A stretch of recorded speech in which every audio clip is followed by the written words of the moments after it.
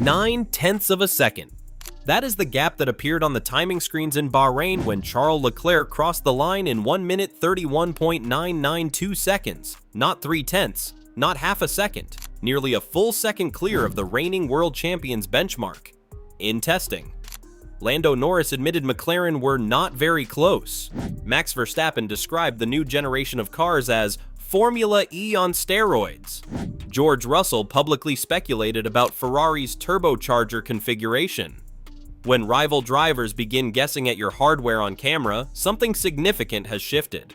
The question is not whether Ferrari was quick in Bahrain. The question is whether what we saw was a glimpse of the new competitive order or a carefully staged illusion. Leclerc's 1 minute 31.992 came in the afternoon session of the final test day at the Bahrain International Circuit. He was the only driver across both weeks to break the 1 minute 32-second barrier. For context, Lando Norris, 1 minute 32.871 seconds. Max Verstappen, 1 minute 33.109 seconds. George Russell, 1.2 seconds off the Ferrari. Even allowing for variability in fuel loads and engine modes, the raw margin was substantial. Leclerc set his time on C4 tires. Several rivals ran C3 compounds. Pirelli estimates roughly 3 to 5 tenths between those steps. Even if you subtract 5 tenths from Ferrari's advantage, the gap remains meaningful. More importantly, the lap did not come from a stable, compliant car. Leclerc was visibly correcting snaps through turn 11. He locked up into turn 1. He abandoned what appeared to be an even faster attempt after an aggressive slide. This was not a tidy exhibition run, it was a fast lap extracted from a car still being pushed. But the lap time alone was not the most revealing element. The trajectory was. In the first test, Leclerc posted a 1 minute 34.273. By the second phase, he was into the 1 minute 33.6 range. By the final afternoon, the car had found nearly 2 seconds. That is not randomness. That is a program being executed. But that still leaves one essential question. Were Ferrari unlocking performance, or were others choosing not to? Testing always invites skepticism. Fuel loads are unknown. Deployment maps are private. Run plans differ. Yet certain numbers resist dismissal. Leclerc completed 132 laps on the final day alone. Across both test weeks, Ferrari covered more than 4,300 kilometers without a major reliability failure. Leclerc himself logged 219 laps in the opening week, the highest individual tally. The car was not simply quick, it was operationally stable. Contrast that with Aston Martin, who managed just 6 laps on the final day due to Honda battery complications. Lance Stroll was restricted to 2-lap stints before running ceased entirely. McLaren experienced a lunchtime issue that delayed Norris for hours. Ferrari, by comparison, ran continuously. Long runs in 35-degree heat, short runs, simulation work, performance work. That race simulation in peak afternoon temperatures was described by trackside observers as comparable with the strongest long-run data seen all week. This was not a single qualifying-style effort masking fragility. It was pace supported by mileage. And when pace aligns with durability, attention follows. But the stopwatch only tells part of the story.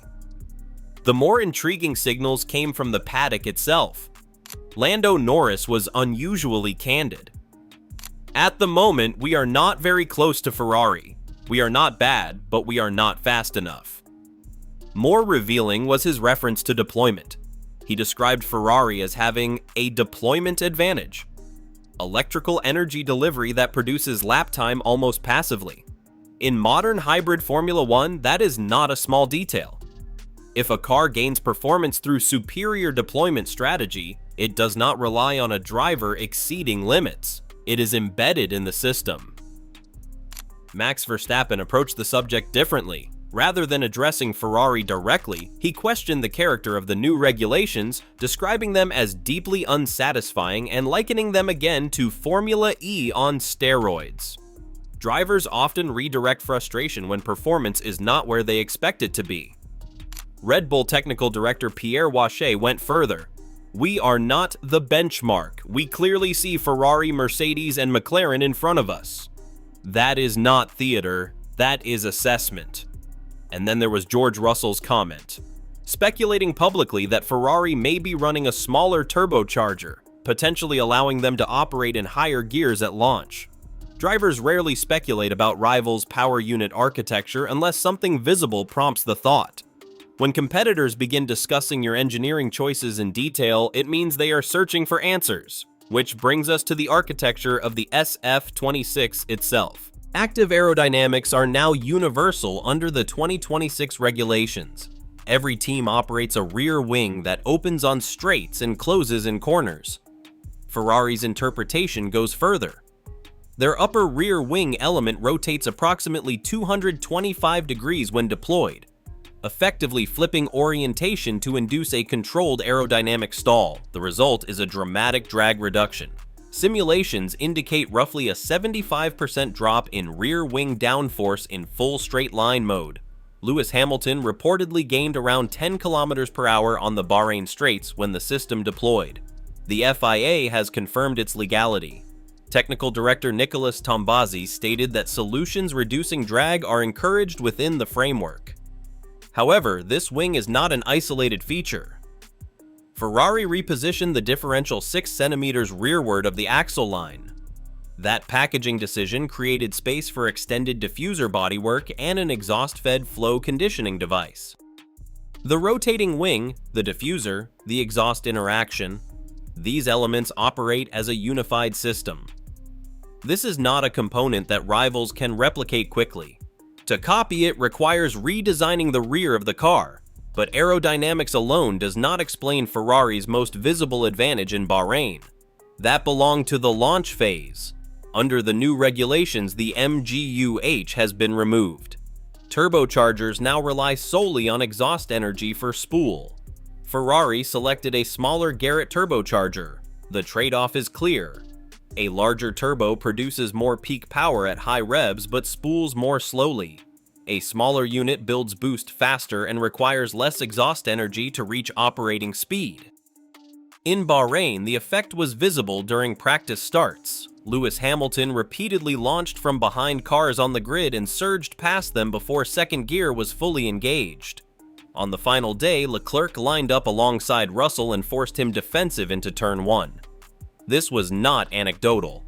It occurred repeatedly. Red Bull's Pierre Wache acknowledged diplomatically that Ferrari looked very strong in low-speed traction. Russell's speculation about higher gear usage at launch aligns with the smaller turbo theory.